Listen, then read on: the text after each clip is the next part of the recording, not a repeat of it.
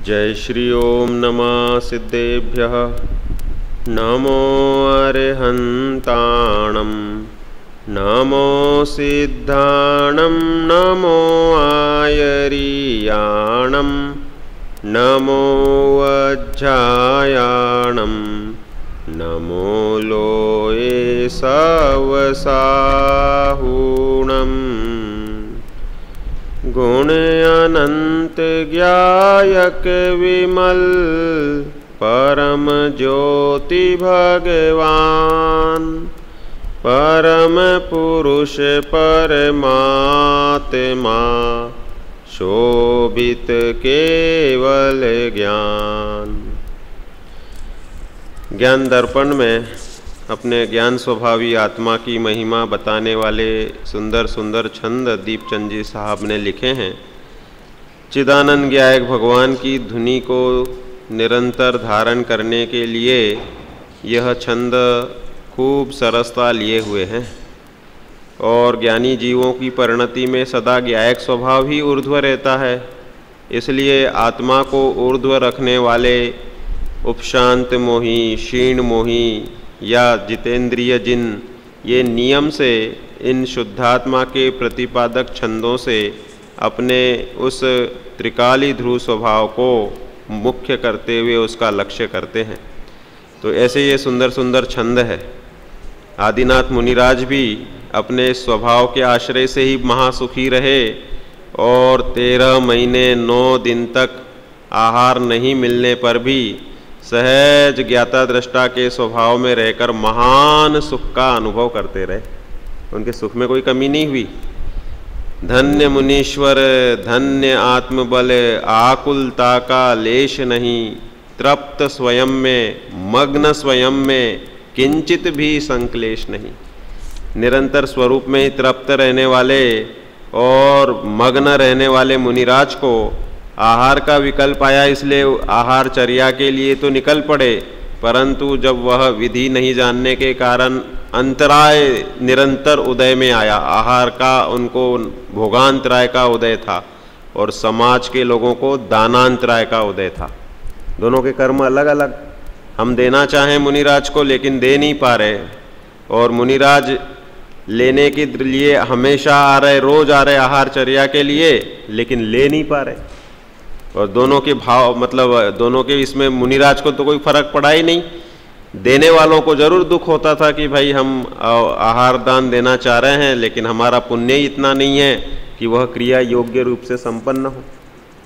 फिर बाद में वह विधि बनती है। आश्चर्य की बात तो ये, इंद्रादिक से सेवक चक्री कामदेव से सुत जिनके, देखो उन्हें भी एक समय पहले भी आहार नहीं मिले उनको।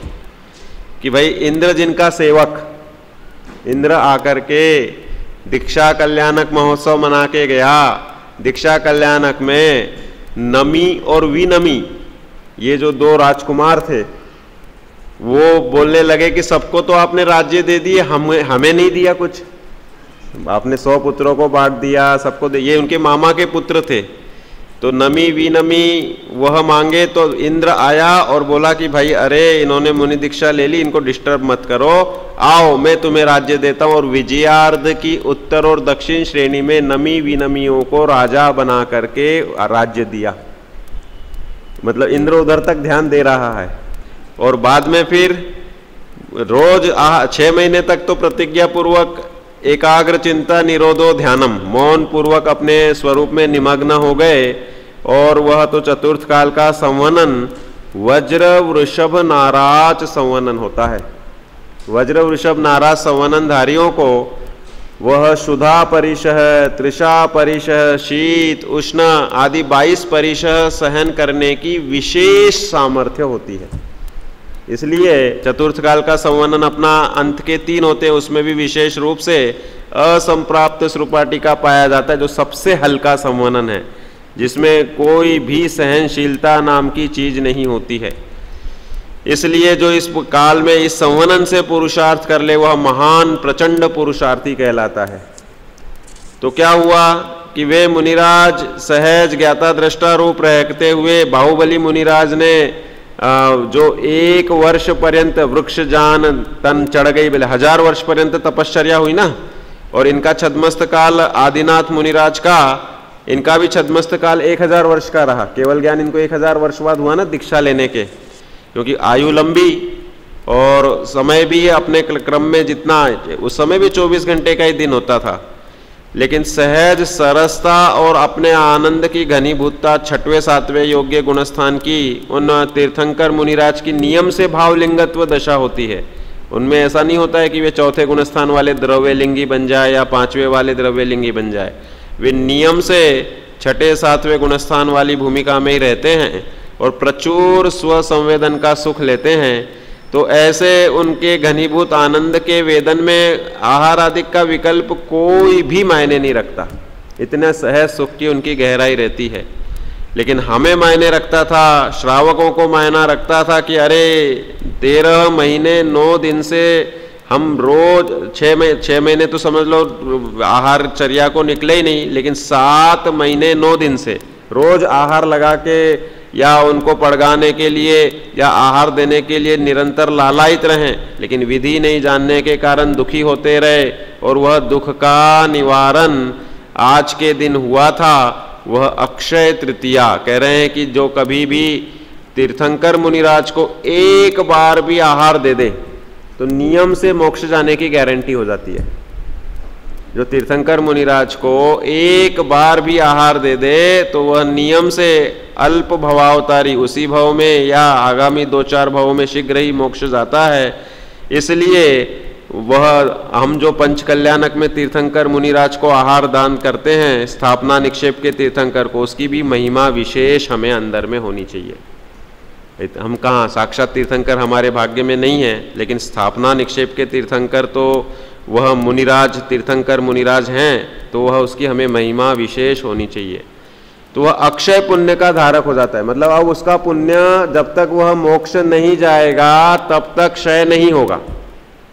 भाई संसार में जीव नियम से पुण्य पाप के फल में निरंतर ऊपर नीचे चतुर्गति में घूमता रहता है, लेकिन यहाँ पर इनका पुण्य जो मुनिराज तीर्थंकर मुनिराज को आहार देता है, उसका पुण्य अब मोक्ष गमन पर्यंत क्षय को प्राप्त नहीं होगा।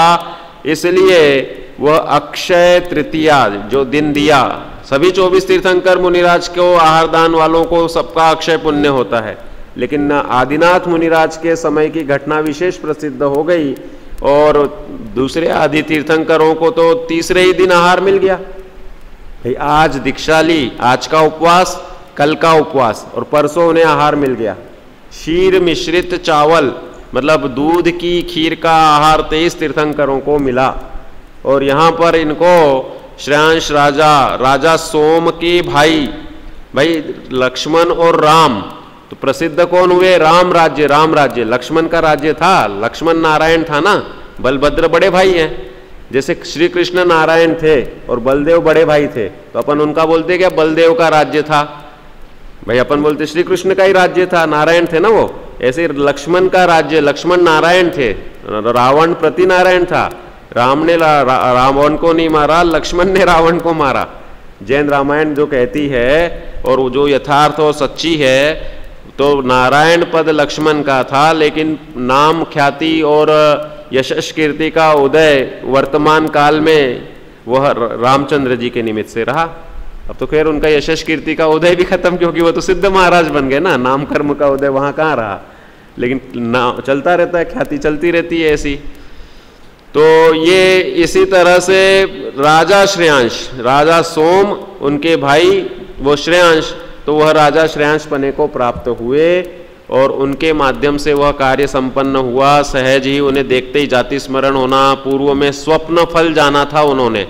पहले स्वप्न हुआ कि कोई मंगल आगमन होगा और बहुत बड़ा निधान मुझे मिलने वाला है, और जैसे ही वह आहार की बेला पे सहज मुनिराज को देखा तो संपूर्ण पूर्व के 10वें भाव पर्यंत का जाति स्मरण हुआ। ये विशेष है, जाति स्मरण ज्ञान शयोपशम ज्ञान है। शयोपशम ज्ञान जो है वह जिस गेय के प्रति हमारी रुचि, आसक्ति, गहराई या उसको कहो तड़मड़ता कहो या उसके प्रति तड़प विशेष रूप से रहती है, वह गेय कालांतर में हमारे याद आ सकता है। इसलिए वो दिया ना, डोरा सहित सुई नहीं खोती, गिरे चाहे वन भवन, संसार सागर से पार हो, जिन सूत्र के ज्ञायक श्रमण। जिसकी तड़पाई से, गहराई से, अत्यंत रुचिपूर्वक जिनवाणी के प्रति भक्ति है और उसने एक शब्द भी सुन लिया, मैं आत्मा हूं और मैं ही परमात्मा हूं, ऐसा उसने सुन लिया और कदाचित निर्णय नहीं किया, तो कालांतर में भी वह गहराई होने से भवांतर में भी उसको वह सम्यक्त्व के लिए निमित्त बन सकती है। इसलिए उस गहराई के रुचि को, समागम को हम संस्कार से जान लेते हैं या साक्षात जाति स्मरण से जान लेते हैं। तो वह मुनिराज को, वह श्रेयांश के जीव जो रानी श्रीमती का जीव था, वो राजा वज्रजंग और रानी श्रीमती, जब उनके राजा वज्रजंग के ससुर ने मुनि दीक्षा ग्रहण कर ली, तो राजा वज्रजंग उनके दर्शन करने जा रहे थे। उस समय उन्होंने स्वयं के 99 और 100वें नंबर के पुत्र जो मुनि दशा ले चुके थे, उनको आहार दिया था। वो घटना उन्हें याद आई और आहार की विधि, पड़गाहन आदि जंगल में थे तो सब याद आ गया बराबर उस समय। और फिर यहाँ राजमहल में फटाफट पड़गाहन करके इक्षु रस पी रहे होंगे उस समय गर्मी के दिन चलते ना, तो इक्षु रस का आहार अनुदिष्ट आहार रहता है ना मुनिराज के लिए, ऐसा थोड़ी। तो हाँ, वैशाख का महीना है, जेठ वैशाख का महीना, चैत्र के बाद वैशाख, चैत्र वैशाख, जेठ की गर्मी तो अभी चालू होगी। तो सहज ही वो, मतलब उस समय इक्षुरस का उनका कुछ सेवन करने का भाव होगा, क्योंकि अनुदिष्ट आहार बना था वो इक्षुरस, वह भी विधि पूर्वक। उसमें पोर होते हैं बीच के, वो अभक्ष्य होते हैं, सप्रतिष्ठित होते हैं। पोर के बीच में जो वो होती ना, उसमें गांठ जैसी, गांठ के ऊपर एक बीज रोपण जैसा वो होता है स्ट्रक्चर फूला हुआ, तो वो उसको अलग करके और रस निकाला जाता है। अपन जैसे पूरा ही गन्ना डाल देते हैं, क्योंकि अपने को तो इतना समय किसके पास है कि उधर से चेंज करो और उसको तो काम में ले लो खेती के लिए, और नहीं तो वो भी फेंकोगे तो भी जीव मरेंगे। भाई हम कोई सब्जी लाते हैं और खराब निकली तो हम क्या करते हैं? फेंकते हैं तो मरता है जीव, और खुद खाते हैं तो महापाप करते हैं। तो कहने का मतलब वो लाने में ही हमारी सावधानी चाहिए कि कोई खराब चीज हमारे घर में एंट्री ही नहीं करे, इस तरह से। तो वह विधिवत बनाया हुआ आहार रस का वो इसका इक्षु रस का सहज ही आहार हुआ और पंचाश्चर्य प्रकट हुए, और उस पंचाश्चर्य में रत्न बरसते हैं, क्योंकि मुनिराज के, वो तीर्थंकर मुनिराज का इतना सहज उस क्षेत्र का पुण्य, उस उतने जगह पे रहने वाले लोगों का पुण्य, कि वे रत्न उस क्षेत्र में ही बरसेंगे, और जिनका पुण्य होगा वो ही ले पाएंगे। एक आगम में कहानी कुबेर दत्त श्रेष्ठी की आती है कि भाई किसी दूसरे ने वो रत्न उठा के बोला कि हमारे यहाँ आहार हो गया था, तो वो राजा उसको दंडित करता है, वो रत्न उसके यहाँ से नष्ट हो जाते हैं। ऐसी बहुत सारी पुण्याश्रव कथा कोश वगैरह में कहानियां हैं। दान फलम की कहानी है उसमें। तो यहाँ पर वो रत्न वृष्टि, पुष्प वृष्टि, सुगंधित पवन बहुत जगह पे लिखते हैं, और दुंदुबी वादन और जय हो, अहो दानम महादानम, अहो दानम महादानम, ऐसी जय घोष की उच्चारण, आदिनाथ मुनिराज की जय हो, ऐसा उच्चारण, इस तरह से जय घोष आकाश में रह करके देव लोग करते हैं। ये पांचों आश्चर्य देवकृत होते हैं, मनुष्यकृत राजाकृत कुछ नहीं होते। राजा तो बाद में फिर आनंद मनाए कि भाई हमारे यहाँ पर मुनिवर मेरी कुटिया में आए हैं, चलते फिरते सिद्ध प्रभु आए हैं। आनंद मनाने के अनेक तरीके हो सकते हैं। तो वह घटना इस विशेष दिन, ये जो है ना, ये काल विशेष होता है कि उस काल में किया हुआ कार्य, जिस प्रकार बारिश के काल में अगर हम भूमि उसमें जमीन में बीज बोते हैं तो वह अच्छा फलेगा, और कोई ग्रीष्म ऋतु में बोएगा, 1 महीने पहले ही बो देते हैं, तो कह रहे वो तो जल के मर जाएगा, जल जाएगा, दग्ध हो जाएगा धूप से। उसी प्रकार से जिस दिन जो कार्य हुआ है, तीर्थंकर भगवान के पंच कल्याणक हैं, तीर्थंकर भगवानों के दीक्षा आदि के 5 कल्याणक, और ऐसी घटना आहारचर्या आदि से जो लिंक है, या षटखंडागम आदि के माध्यम से श्रुत पंचमी आदि की घटना हुई है, दिन वही था। दिन वही होने से ऐसा ही समय था तो इस तरह से उस घटना को विशेष रूप से याद करते हैं, तो वह काल का निमित्त नैमित्तिक संबंध है कि जो हमारे परिणाम को निर्मल करने में विशेष सहायक होता है। इसलिए यह जैन अक्षय तृतीया हमें आहार दान के पर्व के लिए सचेत करती है। और दूसरा, अक्षय पुण्य बांधने वाली विधि, वह तीर्थंकर मुनिराज को आहार दान देने की अनुमोदना आज करोगे तो कल कृत करने का मौका मिलेगा। आज हम अनुमोदना कर रहे हैं, उनकी महिमा कर रहे हैं, तो कल हम स्वयं ऐसी जगह पे विदेहादिक में पहुंचेंगे और साक्षात सीमंदर युगमंदर आदि 20 तीर्थंकर तो है ही, 8,98,502 केवली भगवान है। और ये सब पहले मुनि अवस्था में थे, मुनि अवस्था में थे, बाद में केवल ज्ञान लिया ना, तो मुनि अवस्था में इनको आहार देने का मौका हमें मिलेगा। इसलिए उसकी हम खूब मन से, वचन से, काया से अनुमोदना करें। इसलिए यह अक्षय तृतीया पर्व अपन मनाते हैं। सुबह भाई साहब ने रविंद्र जी की पूजन के माध्यम से खूब सुंदर विवेचन किया ही है, इसलिए अधिक इसके ऊपर नहीं बोल के अब हम ज्ञान दर्पण से, कि जिस ज्ञान दर्पण के माध्यम से तीर्थंकरत्व प्राप्त होता है, ऐसे अपने ज्ञायक स्वभाव की चर्चा का चौथा छंद पढ़ते हैं। हाँ,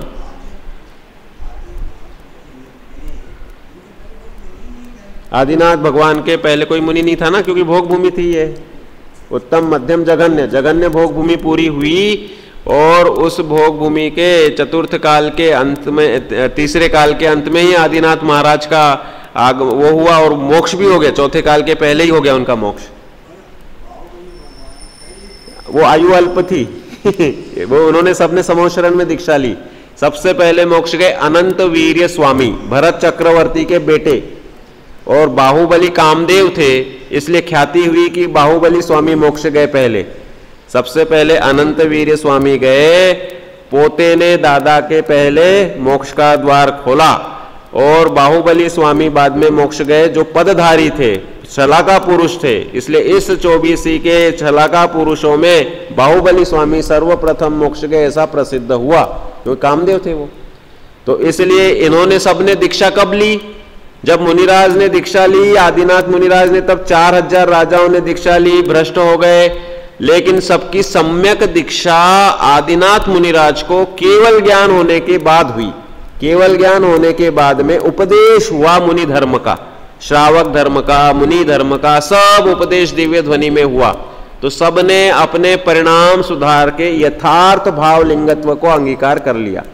उनके साथ जो मुनिराज हुए वे 4000 के 4000 पूरे भ्रष्ट हो गए, ये हम नहीं कह सकते।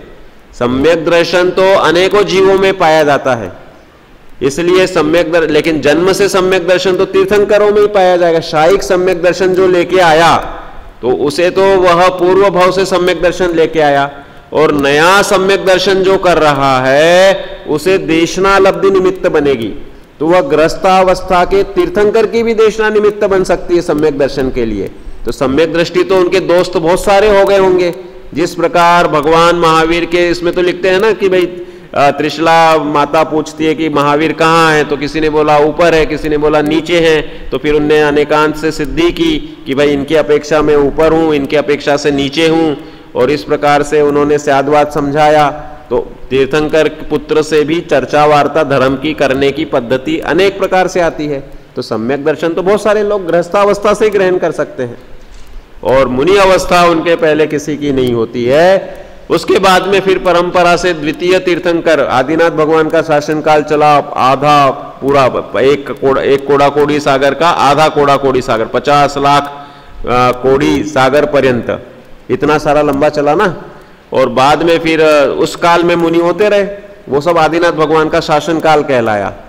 अजितनाथ भगवान, फिर संभवनाथ, ऐसे चलते रहे, और काल में बीच में मुनिराज होते रहे, मोक्ष गमन भी करते रहे। और सब ये जो हरिवंश आदि की उत्पत्ति, हरि राजा हुआ और मोक्ष गए, ऐसे बहुत सारे हरिवंश पुराण या आदि पुराण, और फिर बाद में पद्म पुराण रामचंद्र जी के काल का वगैरह, इस तरह से बहुत सारे जीव पूरे काल के समय में 6 महीने 8 समय में 608 के रेशों को न तोड़ते हुए मोक्ष जाते रहे। इस प्रकार चतुर्थ काल वह मोक्षगामियों का काल विशेष रूप से रहता रहा। संपूर्ण चतुर्थ काल में कोई ना कोई मोक्ष जाता ही रहा अंत समय पर्यंत। भगवान महावीर के बाद में फिर कोई मोक्ष, समझ लो ये गौतम स्वामी, सुधर्मा स्वामी, बस इसके बाद में फिर कोई रहा नहीं। फिर श्रुत केवली रहे, श्रीधर स्वामी वगैरह जो रहे, ऐसे भद्रबाहु स्वामी वगैरह, लेकिन मोक्ष गमन का वहाँ पर सिलसिला बंद हो गया। तो पंचम काल में कोई मोक्ष होना नहीं, विदेश क्षेत्र में द्वार चालू है।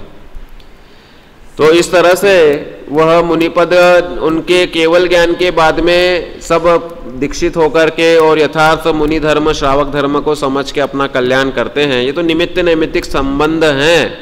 उस काल में वैसी योग्यता जीवों की होती है, और जिन जिन की योग्यता होती, जो अपने पूर्ण पुरुषार्थ के साथ में प्रवर्त करते हैं, उनकी सब पांचों समवाय लब्धियां जुड़ते हैं और सब काम हो जाते हैं। देखो अब 4 नंबर का छंद पढ़ते हैं। परम पदार्थ को देखे परमार्थ, वै स्वार्थ स्वरूप को अनुप साधि लीजिए। अविनाशी एक सुख राशि सोहे घट ही में, ताको अनुभव स्वभाव सुधारस पीजिए। देव भगवान ज्ञान कला को निधान, जाको उर में अनाय सदा काल थीर कीजिए। ज्ञान ही में गम्य जाको प्रभुत्व अनंत रूप, वेदी निज भावना में आनंद लहीजिए। वेदी निज भावना में आनंद लहीजिए। ये तो सब भावनाओं का गेम, भावनाओं का खेल है। अपने निज भावना में आनंद लो। जिसकी भावना जैसी है वैसा वह उस परिणाम को प्राप्त होता है। भावना भवनाशिनी। इसलिए भावना निरंतर नचाने के लिए, भावना भाने के लिए चिंतन मनन की कला निरंतर दी जाती है। भावना अधिकार लिखा पंडित सदासुख दास जी ने, और लगभग उन 170 पेजों में कोई समंत भद्र आचार्य की शुरू की कोई गाथा नहीं है। पूरा का पूरा भावना भाने के लिए 16 कारण 10 लक्षण सबका विस्तार से विवेचन रत्न करंड श्रावकाचार में दिया है। तो भावना को, निज भावना में आनंद लेने की पद्धति बता रहे हैं। परम पवित्र त्रिकाली शुद्धात्मा को देखने से ही परमार्थ की प्राप्ति होती है। परमार्थ की प्राप्ति, परम पदार्थ कौन है? त्रिकाली ध्रुव भगवान आत्मा, आनंदनु नाथ, साक्षात अनंत गुणोनि गोदाम। एम अपने स्वभाव की महिमा लाना और उसमें एकाग्र होना, वह वास्तव में परमार्थ पने को प्राप्त होने की विधि है। इसलिए निज हित के लिए अनुपम स्वरूप की साधना कर लेना चाहिए। स्वार्थ स्वरूप को अनूप साधु लीजिए। कह रहे हैं कि स्वार्थ स्वरूप अर्थात, इधर स्वार्थ मतलब स्वरूप, स्वार्थ स्वरूप अपने स्वभाव की प्राप्ति के लिए, उसमें दिया ना बनारसी दास जी ने कि भाई जो स्वार्थ के साचे परमार्थ के साचे चित्त, जो स्वार्थ के सच्चे होते हैं वही परमार्थ साधते हैं। और वहाँ स्वार्थ मतलब स्व अर्थात शुद्धात्मा, स्व अर्थात ये असमान जाति पर्याय नहीं, शरीर नहीं। शरीर के स्वार्थी तो हम अनादि से रहे हैं, उस स्वार्थ को छोड़ो और स्व अर्थात त्रिकाली ध्रुव शुद्धात्मा, उसका अर्थी बनो, उसका स्वार्थी बनो, तो नियम से मोक्ष की प्राप्ति होगी, परमार्थ सधेगा। इसलिए यहाँ लिखते हैं कि निज हित के लिए अनुपम स्वरूप की साधना कर लेना चाहिए। परम पदार्थ को देखे परमार्थ है, स्वार्थ स्वरूप को अनूप साधि लीजिए। स्व अर्थ अपने स्वरूप को, अपने कैसा स्वरूप है? अनुपम स्वरूप है। प्रत्येक द्रव्य अपने अपने में अनुपम है। वो है ना कि भाई ध्रुवम अचलम मनोवम गतिम पत्ते, ध्रुव अचल और अनुपम गति को प्राप्त हो गए, ऐसे सिद्ध भगवान कह रहे हैं कि प्रत्येक द्रव्य अनुपम है। एक द्रव्य दूसरे द्रव्य रूप है ही नहीं, होता ही नहीं है। इसलिए अपने अपने में सभी द्रव्य अनुपम हैं। इसलिए अपने अनुपम स्वभाव को लक्ष्य लेकर के अपना स्वार्थ साध लेना चाहिए। इस प्रकार की बात बता रहे। फिर क्या होता है उससे? कभी नाश को न प्राप्त होने वाला सुख स्वरूप आत्मा तेरे हृदय में विराजमान है। उसका अनुभव करके स्वभाव रूपी अमृत का पान कीजिए। क्या बता रहे हैं कि अपने हृदय में, स्वरूप में, अपने स्वभाव में, हृदय में मतलब भाई मन का स्थान हृदय बताया गया है। और जीव को जानने का काम भाव मन कराता है। दिमाग विकल्पों का स्थान बता देते। आत्मा के प्रदेश अलग अलग जगह पे घनीभूत हो रहे ना, दिमाग में है, हृदय में है, कंठ में है, नेत्र के क्षेत्र में है, नाभि में, सभी सर्वांग में आत्मा के प्रदेश हैं। और उसमें ज्ञान का शयोपशम अपने अपने योग्यता से है। घुटने के प्रदेश से चखा नहीं जा सकता, चखना होगा तो इसी क्षेत्र विशेष पे आएंगे और वहां पर रसनेन्द्रिय का ज्ञान होगा। ऐसे ही हृदय स्थान के जो प्रदेश हैं वह भावना प्रधान सेंटिमेंटल प्रदेश हैं। हार्ट अटैक होता है किसी बुरी खबर से, उसमें भावनाएं जुड़ी होती है तो हार्ट अटैक होता है। और विकल्प संकल्प विकल्प संकल्प विकल्प करने के लिए दिमाग खूब काम करता है, दौड़ता है। इसलिए मन और बुद्धि में अंतर है। वह बुद्धि का स्थान, ज्यादा टेंशन लेने से ब्रेन हैमरेज होगा, हार्ट अटैक नहीं होगा। और कोई बात चुभ गई साधारण सी कि अरे कल तक जिस बेटे को मैंने पाला वही बेटा मुझे उलाहना देके उल्टा बोल गया, और वही बात हृदय में चुभ गई तो हार्ट अटैक हो जाता है। क्यों? क्योंकि संवेदनाएं का स्थान हृदय है, मन है। मन का स्थान भाव, ये द्रव्य मन तो हृदय में है ही। और उस द्रव्य मन के निमित्त से शयोपशम ज्ञान रूप भाव मन प्रवर्तता है। इसलिए तत्व श्रद्धानि का हृदय निर्मल हुआ, हृदय में ज्ञान प्रकाश हुआ। जिसके हृदय में उजाला प्रगट गया, उर को उजारो न्यारो देखिए सपत भैसो। भाई उर का उजारा, उर उर ये नहीं बोला जाता कि जिसके दिमाग में हो गया, या जिसका वेद विज्ञान की बात करेंगे तब बुद्धि बोलेंगे कि भाई पैनी छैनी जिन परम पैनी सुबुद्धि छैनी। ये सुबुद्धि छैनी संकल्प विकल्प निर्णय करने के लिए तो बुद्धि चाहिए, और निर्णय होने के बाद परिणति जैसी लेनी है, श्रद्धा जैसी करनी, उसके लिए मन चाहिए, और वह है हृदय में। इस तरह से हृदय और बुद्धि या विवेक दोनों का मित्रपना है और उनके अलग अलग कार्य होते हैं। तो इसलिए लिखते हैं कि शाश्वत कभी भी नष्ट न होने वाला सुख तेरे हृदय में विराजमान है। उसका अनुभव करके स्वभाव रूपी अमृत का पान कीजिए। भाई उसका अनुभव करोगे तो जो स्वभाव है उसका अमृत पान मिलेगा। इसलिए तेरो घट सर तामे तू ही है कमाल वाको, तू ही वे मधुकर सुवास पहचानू रे। भाई भैया जगवासी तू उदासी वह के जगत सो, एक 6 महीना कहनो मेरो मानू रे। भाई पश्य सन्मासम एकम, अमृत चंद्राचार्य कहते हैं कि सब संकल्प विकल्प छोड़कर 6 महीने के लिए तू मेरी बात मान ले। जिसका बनारसी दास जी ने छंद बना दिया कि भाई तू तेरा ही घट सर है, मतलब तेरा घट एक तालाब है, सर मतलब तालाब। तेरो घट सर तामे तू ही है कमल, कह रहे तू ही उसमें कमल है। और तू ही वे मधुकर, कह रहे तू मधुकर अर्थात भौरा है।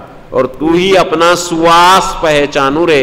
भौरा कमल में आसक्त होकर उसका सुवास, उसका खुशबू को लेता है, उसमें गंध में गाफिल होता है, और वह उस गंध के गाफिलता में सूर्यास्त के समय तक बाहर नहीं निकलता और पैक हो जाता है, बंद हो जाता है। कमल की स्वरूप ऐसा है कि सूर्योदय के साथ खिलना, सूर्यास्त के साथ बंद हो जाना, और वह उसमें ऑक्सीजन नहीं मिल करके वह भौरा मर जाता है। इसी तरह से उपमा को दे रहे हैं कि जिस प्रकार भौरा आनंद मनाता है, किसमें मनाता है? कमल में। तो कह रहे तेरे घट सर, तेरे तालाब में, तेरे हृदय में यह ज्ञान चैतन्य शाश्वत स्वभाव यह कमल है, और तू अपने पर्याय को भौरा बना करके उस पर्याय को अपने शाश्वत स्वभाव की ओर मोड़, उसमें एकाग्र हो, तो तुझे तेरो घट सरता में तू ही वे कमल वाको मधु, तू ही वे मधुकर सुवास पहचानू रे, तो उसके सुवास को पहचान और तुझे साक्षात सुख की प्राप्ति होगी। उसका अनुभव करके स्वभाव रूपी अमृत का पान कीजिए।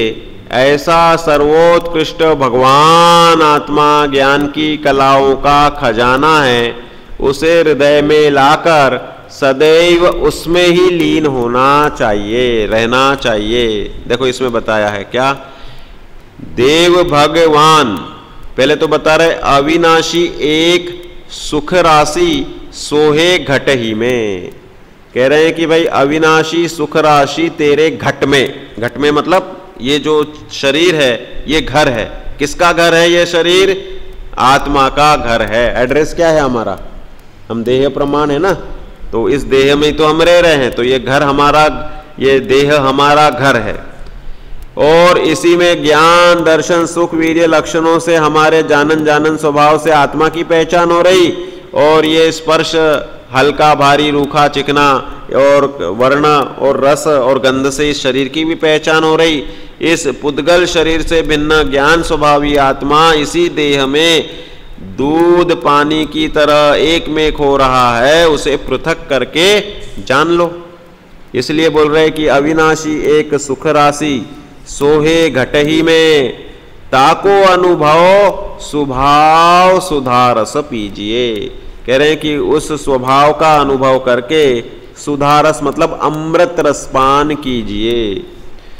देव भगवान ज्ञान कला को निधान जाको। कह रहे हैं कि भाई भगवान शब्द का प्रयोग यहाँ पर छंद में करते हैं दीपचंद जी साहब। कह रहे हैं कि यह आत्मा जो शाश्वत स्वभाव है वह देव है, भगवान है और ज्ञान कला का निधान है। ज्ञान कला ही ज्ञान कला भरी ना, ज्ञानम ज्ञानम आत्मा ज्ञानम स्वयं ज्ञानम ज्ञानाद अन्य करोति किम।